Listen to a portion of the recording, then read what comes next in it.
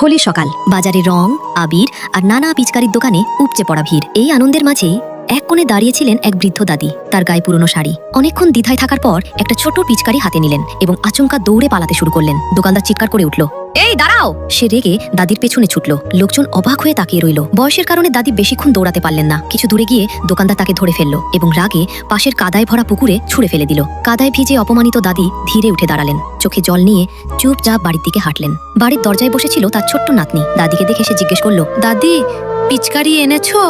দাদির গলা কেঁপে উঠল। তিনি বললেন, মা, আমাকে মাফ করে দে, আমি পারলাম না। নাতনি আসতে বলল, তাহলে কি এই বছরও আমাকে পিচকারি ছাড়া হোলি খেলতে হবে? এই কথাগুলো বাইরে দাঁড়িয়ে দোকানদার শুনছিল। তার রাগ মিলিয়ে গিয়ে মনে অনুশোচনা জাগলো। সে বুঝল দাদি নিজের জন্য নয়, নাতনির হাসির জন্যই ভুল করেছিলেন। সে দ্রুত দোকানে ফিরে গেল এবং কিছুক্ষণ পর অনেক রং, আবির আর একটি সুন্দর পিচকারি নিয়ে দাদির বাড়িতে এলো। নরম গলায় বলল, এটা তোমার জন্য, আমাকে ক্ষমা করে দিও।